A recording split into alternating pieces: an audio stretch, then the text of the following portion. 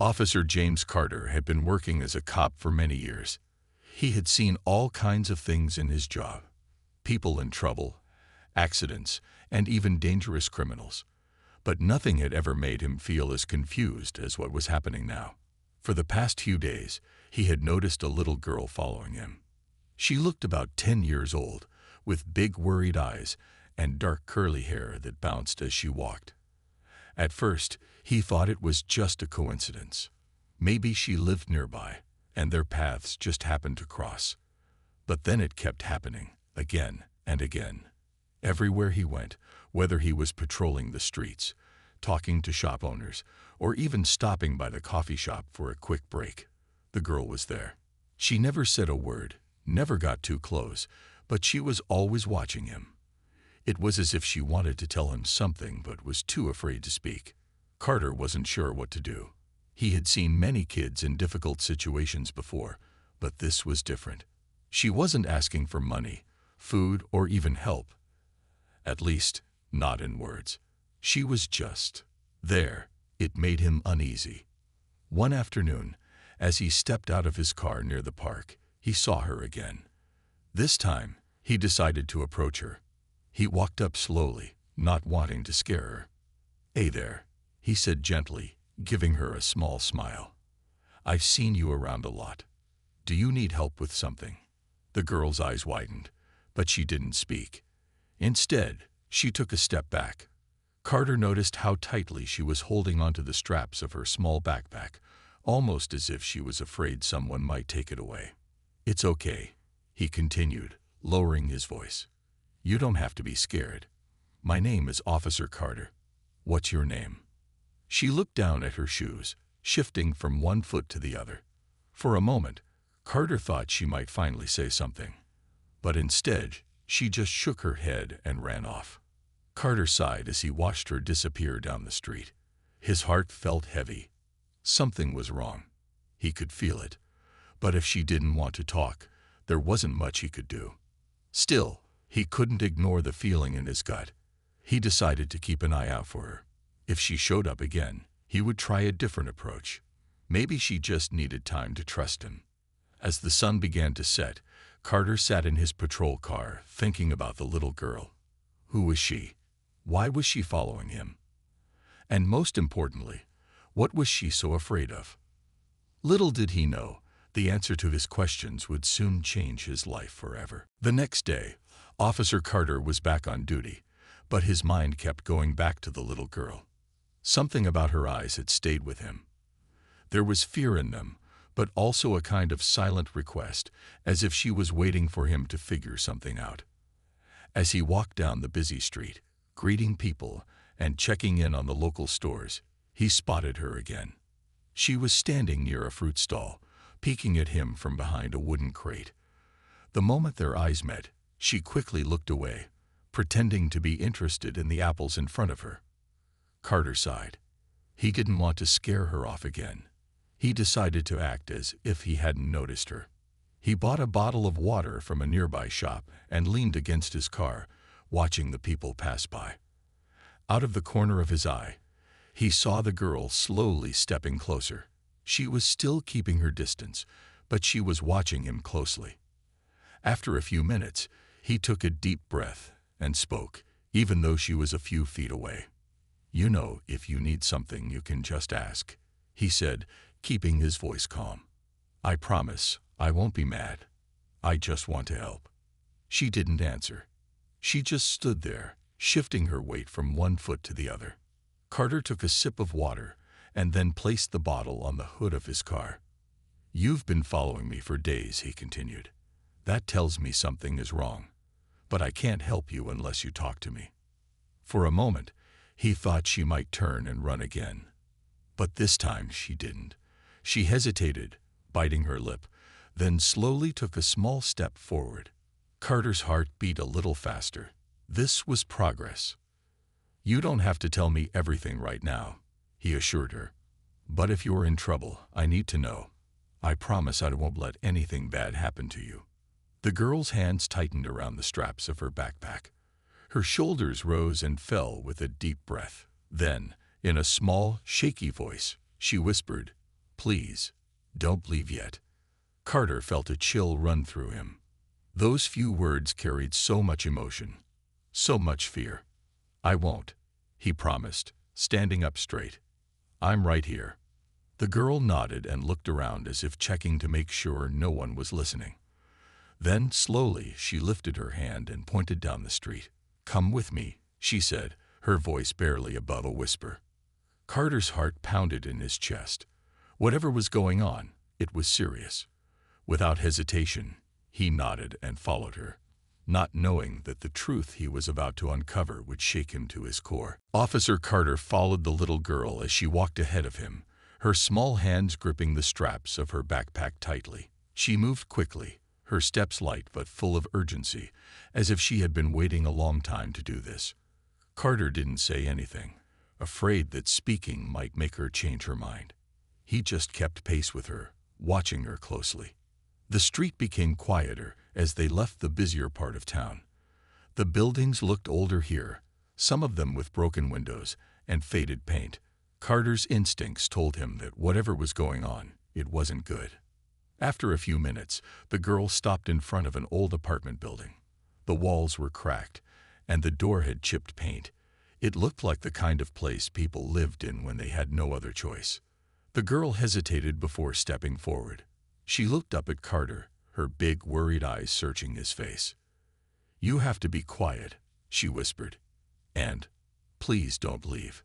Carter knelt down so they were at eye level. "I told you, I won't leave," he said gently. "But you need to tell me what's going on. Is someone inside?" She nodded. "My mom," she whispered. She needs help." Carter's chest tightened. Now it made sense. This little girl had been following him because she didn't know who else to turn to. And if she was this scared, it meant things were bad. "Okay," he said softly. "Let's go inside." The girl led him through the front door, and the moment they stepped in, Carter noticed the air felt heavy. The hallway was dimly lit, and there was a strange stillness in the air. The girl walked up the stairs, her steps careful and quiet, until she reached a door at the end of the hall. She turned the handle slowly, pushing the door open just enough for them to slip inside. Carter's breath caught in his throat. On the floor, near the small couch, lay a woman. She was barely moving, her breathing slow and uneven. Her face looked tired, her skin pale, and her arms wrapped protectively around herself as if she was trying to hold in the pain. "Mom," the girl whispered, rushing to her side. She touched her mother's face gently. "I brought help. I brought the police." The woman's eyes fluttered open slightly, and when she saw Carter, a tear slipped down her cheek. She tried to speak, but her voice was weak. Carter didn't waste a second. He pulled out his radio and called for an ambulance. Then he knelt beside the woman, his voice calm but firm. "Help is on the way, ma'am. Just hold on." The little girl clutched her mother's hand, her own hands trembling. Carter placed a reassuring hand on her shoulder. "You did the right thing," he told her. But deep inside, he knew this was only the beginning. The little girl held her mother's hand tightly, her fingers trembling. She kept looking at Officer Carter, as if making sure he was still there. Carter could see the fear in her eyes, but there was also something else. Hope. The woman on the floor tried to speak again, but her voice was weak. Carter leaned in closer. "Ma'am, help is coming," he assured her. "Just stay with me. Can you tell me your name?" She swallowed hard before whispering, "Lisa." "Okay, Lisa, you're not alone anymore," Carter said. He checked her pulse. It was slow, but steady. Whatever she had been through, her body was exhausted. She needed medical help fast. The little girl, still kneeling beside her mother, looked up at Carter. "Will she be okay?" she asked in a small, shaky voice. Carter nodded. "She will. The ambulance is coming. You did the right thing by bringing me here." A siren wailed in the distance, growing louder. Carter felt a small wave of relief, but he knew this wasn't over yet. Something had happened here, something bad. He needed to find out what. He turned back to the little girl. "What's your name?" he asked gently. "Amara," she whispered. "Amara, can you tell me what happened?" he asked. "Was your mom sick, or did someone hurt her?" Amara bit her lip, her eyes darting toward the door. Carter followed her gaze. It was locked, but something about the way she looked at it made him uneasy. Before she could answer, there was a knock. A heavy, loud knock that made Amara flinch. Carter's hand moved to his holster instinctively, but he didn't pull out his weapon. Instead, he placed himself between Amara and the door. "Who is it?" he called out. Silence. Then another knock. Carter's instincts told him to be careful. He glanced at Amara, whose small hands were now gripping her mother's arm. "Stay here," he told her gently before stepping toward the door. He opened it just a crack and peered outside. A man stood there, his face shadowed under the dim hallway light. His eyes were dark, his lips pressed into a thin line. "Who are you?" Carter asked firmly. The man hesitated before answering. "I live here," he said. "I heard noises." Carter didn't believe him. Something about his body language felt wrong. He stepped fully into the doorway, blocking the man's view inside. "Everything is under control," Carter said, keeping his voice even. "You should head back to your apartment." The man's eyes flickered past Carter for just a second, toward Lisa and Amara. Then, without another word, he turned and walked away. Carter watched him disappear down the stairs, his jaw tightening. He had a feeling this wasn't the last time he'd see that man. Turning back to Amara and her mother, he knew one thing for sure. This family was in danger, and he wasn't going to let them face it alone. The sound of the ambulance siren grew louder, filling the small apartment with a sense of urgency. Amara sat beside her mother, holding her hand tightly as if she was afraid to let go. Officer Carter kept his eyes on the door, his mind replaying the way the strange man had looked inside before walking away. There was something about him that didn't sit right. Within moments, paramedics rushed in with a stretcher. Carter stepped aside, allowing them to assess Lisa's condition. Amara's grip on her mother's hand tightened as they carefully lifted her onto the stretcher. "She'll be okay," one of the paramedics assured the little girl. "We're taking her to the hospital now." Amara hesitated, looking between her mother and Carter. "Can I go with her?" she asked, her voice barely above a whisper. Carter crouched down to her level. "Of course," he said gently, "but I need to ask you something first. Do you know the man who was outside the door?" Amara's face changed instantly. Her small shoulders tensed, and she looked away as if she was afraid to answer. Carter softened his voice. "It's okay. You don't have to be scared. I just need to know if he's someone who has hurt you or your mom." Amara swallowed hard before nodding slowly. "That's my dad," she whispered. Carter felt his stomach tighten. He had seen this before. Families living in fear, afraid to speak out. He had no doubt now that Lisa had been trying to protect Amara from something terrible. "Has he hurt you before?" Carter asked, keeping his voice calm. Amara didn't answer right away. She just looked at her mother, who was now being wheeled out of the apartment. Finally, she whispered, "That's why I followed you. I knew you could help us." Carter felt a lump form in his throat. This little girl had been carrying so much fear and responsibility, yet she had found the courage to reach out for help. He placed a reassuring hand on her shoulder. "You did the right thing, Amara," he told her. "And I promise I won't let him hurt you or your mom again." A tear slipped down Amara's cheek, but for the first time she didn't look as scared. She wiped it away quickly and nodded. "Come on," Carter said, standing up. "Let's get you to the hospital with your mom." He walked beside her as they stepped out of the apartment. He noticed the hallway was empty now. The man was gone. But Carter knew this wasn't over. He wasn't going to let Lisa and Amara go back to living in fear. As they climbed into the ambulance, Carter silently made a promise to himself. He would do everything in his power to keep them safe, no matter what. The ambulance sped through the streets, its siren cutting through the quiet night. Amara sat beside her mother, holding her hand as if her touch alone could keep her safe. Lisa's eyes were half open, her breathing still weak, but there was a small sign of relief on her face. She wasn't alone anymore. Officer Carter sat across from them, watching the little girl carefully. He could see the exhaustion in her small frame, the weight of fear she had been carrying for so long. She had trusted him when she had no one else, and now it was his responsibility to make sure she never had to be afraid again. When they reached the hospital, doctors and nurses immediately took Lisa into a private room. Amara started to follow, but one of the nurses gently stopped her. "Sweetheart, we need to take care of your mom now," she said kindly. "You can wait here for a little while, okay?" Amara hesitated, her eyes filling with worry. Carter placed a hand on her shoulder. "Don't worry," he said softly. "She's in good hands."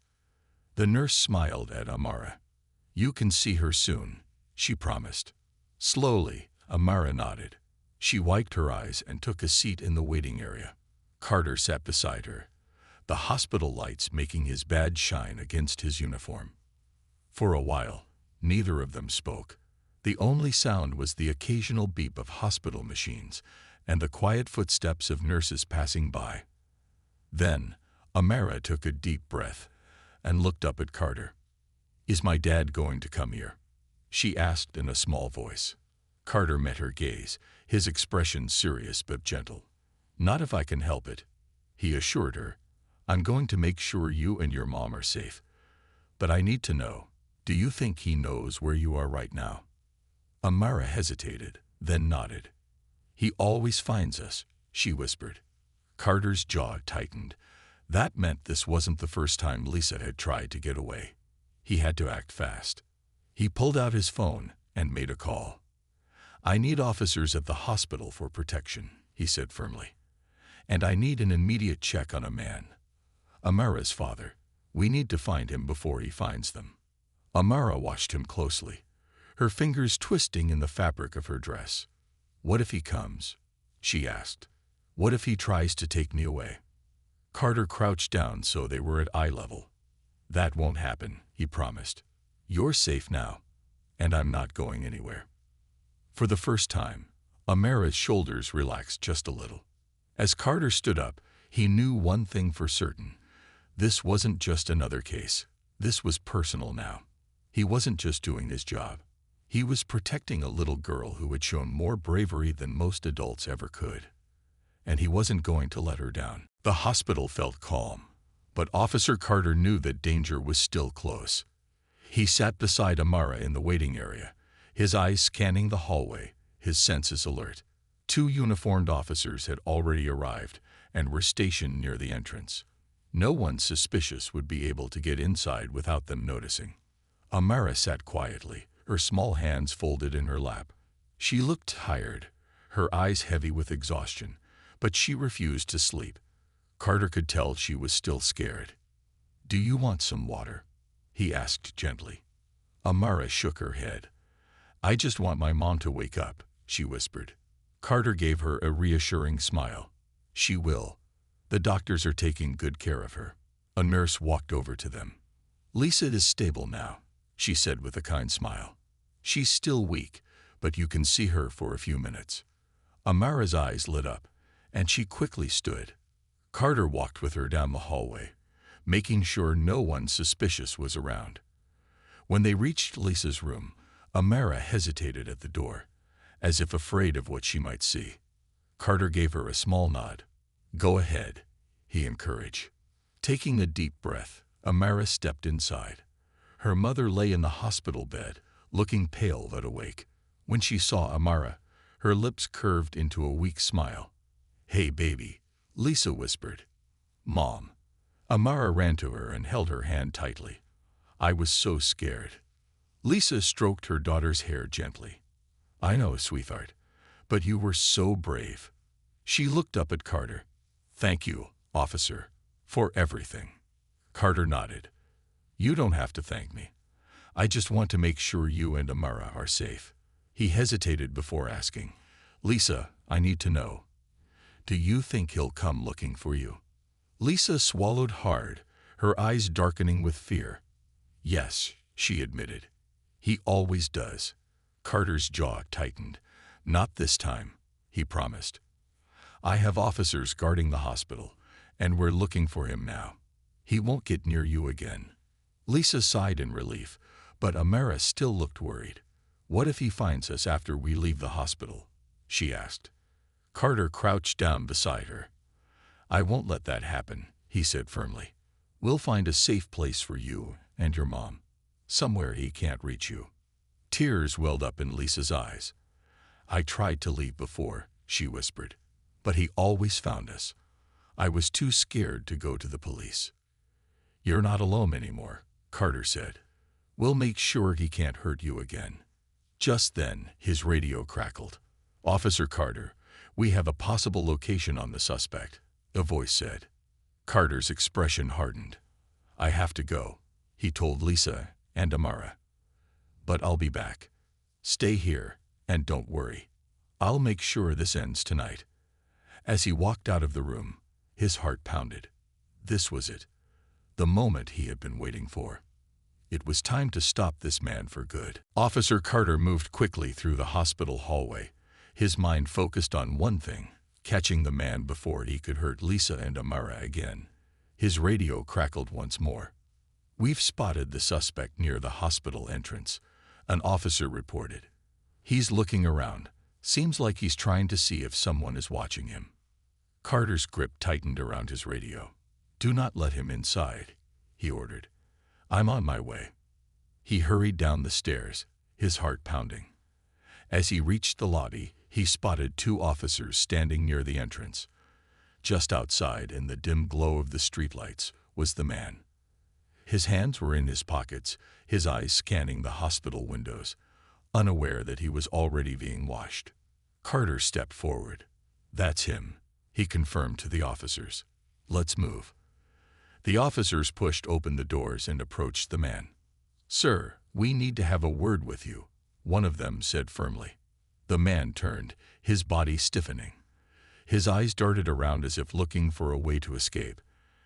"I'm just here to see my family," he said, forcing a calm tone. Carter stepped closer. "Your family doesn't want to see you," he said, "and after what you've done, you're not going anywhere near them." The man took a step back, but before he could run, the officers moved in, grabbing his arms. He struggled for a moment, but Carter was ready. "It's over," he said, as they quickly secured his hands behind his back. "Lisa and Amara are safe now," Carter continued, "and you won't be able to hurt them ever again." The man glared at him, but Carter didn't care. Justice was finally being served. As the officers led him away, Carter let out a slow breath. The weight he had been carrying since Amara first followed him was finally lifting. But he wasn't done yet. He made his way back to the hospital room, where Amara was sitting beside her mother. The moment she saw him, she jumped to her feet. "Did you catch him?" she asked anxiously. Carter smiled and nodded. "He's gone, Amara. He won't be coming back." The little girl's eyes filled with tears, not of fear, but of relief. She ran to Carter and hugged him tightly. "Thank you," she whispered. Carter felt a lump in his throat as he gently patted her back. "You're safe now," he assured her. Lisa wiped her eyes, looking at Carter with deep gratitude. "I don't know how to thank you," she said. "You don't have to," Carter replied. "Just focus on getting better and starting fresh." As he stood there, watching Amara finally relax in her mother's arms, he knew this was why he became a police officer. Not just to catch the bad guys, but to bring hope to those who needed it most.